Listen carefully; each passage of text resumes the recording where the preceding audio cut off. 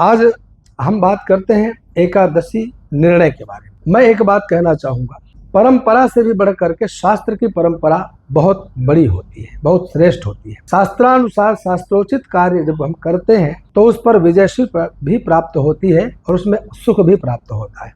अमर्यादित शास्त्र विरुद्ध कोई भी कार्य न कभी सुख देता है और न ही कभी पुण्य प्राप्त होते हैं। सभी शास्त्रों का निचोड़, सभी शास्त्रों को पठन पाठन करके उनसे जो निचोड़ निकला उन्हीं को निर्णय सिंधु इत्यादि ग्रंथों में संकलित किया गया, धर्म सिंधु इत्यादि ग्रंथों में संकलित किया गया, जिसे हम धर्म के नाम पर जब हमारा धार्मिक कोई प्रश्न होता है उसका समाधान धर्म सिंधु में आप पढ़ लेते हैं, समझ लेते हैं। और जब किसी तिथि पर्व इत्यादि पर किसी भी प्रकार का कोई प्रश्न होता है, कोई समाधान नहीं मिलता है, तब निर्णय सिंधु इत्यादि में जाकर के हम उसका समाधान कर लेते हैं। निर्णय सिंधु में दिया गया जो निर्णय है वह लगभग सभी लोग मानते हैं और निर्णय सिंधु के अंतर्गत जो कुछ भी बताया गया है उसी के अनुसार, उसी के दिशा निर्देश से ही मैं आज आप सब लोगों के सामने चर्चा कर रहा हूँ एकादशी तिथि निर्णय के बारे में। एक बात तो सबको जान लेनी चाहिए, समझ लेनी चाहिए कि जिस एकादशी व्रत करने के पश्चात द्वादशी पारणा के लिए ना प्राप्त हो वह एकादशी व्रत त्याज्य है।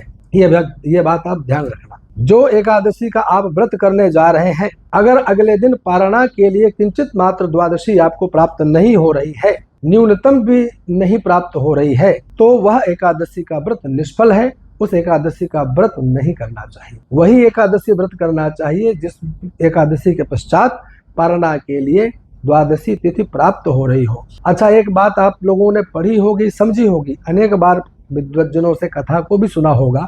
श्रीमद् भागवत अंतर्गत महर्षि राजर्षि अम्बरीश का एक दिव्य चरित्र आता है जिसमें वह भगवान श्रीहरि के परम भक्त होते हैं, प्रत्येक एकादशी का व्रत करते हैं। द्वादशी के न प्राप्त होने पर अथवा थोड़ी द्वादशी रहने पर जो कष्ट उन्हें उठाना पड़ा वह सर्व विदित है, जग विदित है।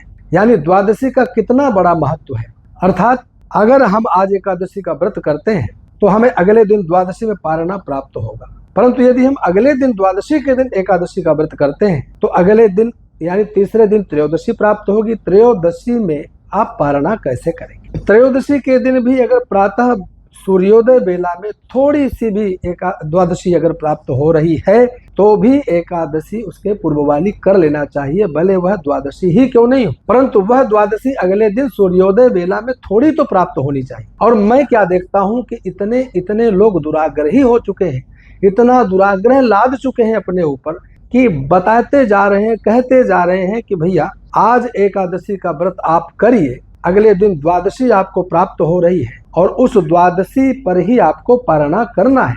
लेकिन फिर भी लोग इस बात को समझना नहीं चाहते हैं। वही एकादशी का व्रत करेंगे जिसमें द्वादशी होगी और अगले दिन त्रयोदशी में जाकर पारणा करते हैं, जिसका शास्त्रों में निषेध किया गया है। जहाँ पारणा के समय तीसरे दिन त्रयोदशी आ जाती हो वहाँ एकादशी का व्रत उस दिन करना चाहिए जहाँ अगले दिन पारणा के समय द्वादशी प्राप्त हो रही हो। यह बात निर्णय सिंधु में स्पष्ट लिख दी गई है। विद्धाप्य विद्धा विज्ञेया परतो द्वादशी न चेत, अविद्धापि च विद्धा स्यात् परतो द्वादशी यदि। कितना स्पष्ट लिखा हुआ है। यदि दूसरे दिन पारणा के लिए द्वादशी प्राप्त हो रही हो तो द्वादशी में भी एकादशी का व्रत किया जा सकता है। मतलब कहने का आज द्वादशी है और अगले दिन भी सुबह सूर्योदय काल में द्वादशी प्राप्त हो रही है तो द्वादशी का भी व्रत करिए, क्योंकि आपको प्रातः काल अगले दिन द्वादशी प्राप्त हो रही है। और अगर अगले दिन प्रातः सुबह ही सूर्योदय में ही त्रयोदशी तिथि आ रही हो तो उसमें पारणा कब करेंगे? हाँ, क्योंकि त्रयोदशी के दिन सुबह अगर थोड़ी द्वादशी है तो भी पारणा के लिए उत्तम काल माना जाता है, काम चल जाता है। और यदि व्रत करें और पारणा के लिए द्वादशी मिले ही नहीं तो आप सब लोगों को दशमी की तरफ यानी दशमी विद्या एकादशी का व्रत कर लेना चाहिए। दशमी विद्या एकादशी व्रत करने से भी पाप नहीं लगेगा। कब? जब आपको अगले दिन द्वादशी एकादशी का व्रत करने के बाद पारणा के लिए आपको द्वादशी प्राप्त न हो रही। हमें मुख्य इस सिद्धांत पर ध्यान देना है, इस प्रमाण पर ध्यान देना है कि एकादशी का व्रत वही श्रेष्ठ है जिसमें पारणा के लिए द्वादशी प्राप्त हो, और यदि पारण के समय द्वादशी नहीं है तो वह एकादशी का व्रत अच्छा व्रत नहीं माना जाता है। वही व्रत उत्तम है जिसमें एकादशी व्रत के पश्चात हमें द्वादशी प्राप्त हो रही हो। यह आप लोगों के उस प्रश्न का उत्तर है जो बहुत से लोगों ने प्रश्न किया था। आप समझ गए होंगे, या आप स्वयं भी अपने प्रश्न को देख सकते हैं, आपका समाधान हो गया होगा। अब हम चर्चा करते हैं देवशयनी एकादशी के बारे में। तो 5 जुलाई शनिवार शाम 6:59 से एकादशी तिथि लग जाएगी।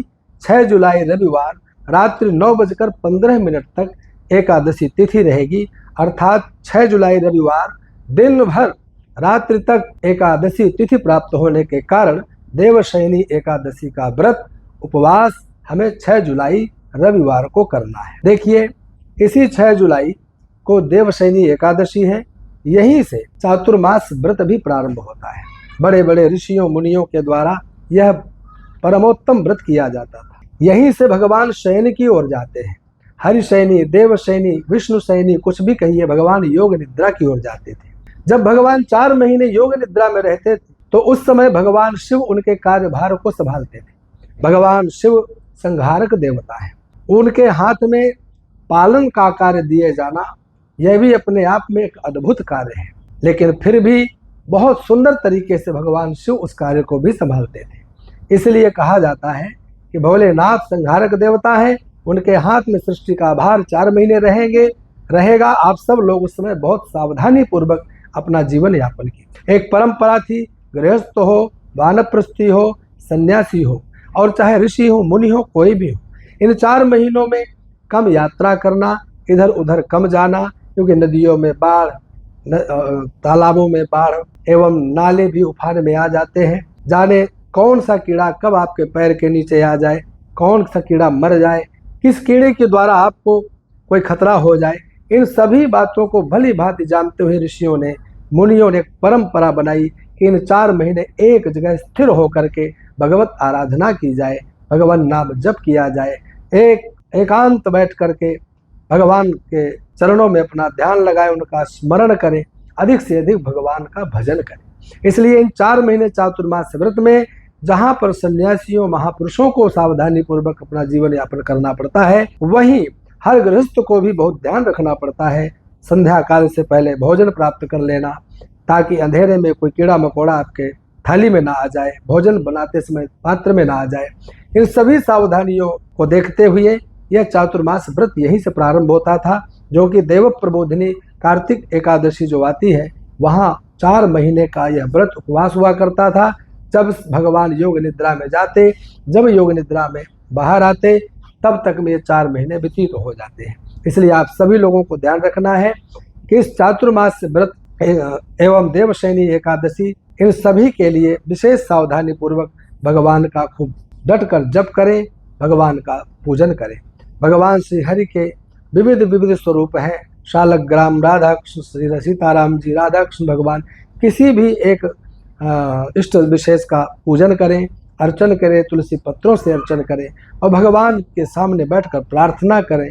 द्वादशी में पारणा के समय थोड़ी आहुति छोड़ें, ब्राह्मणों को, गौ माता को भोजन कराएं।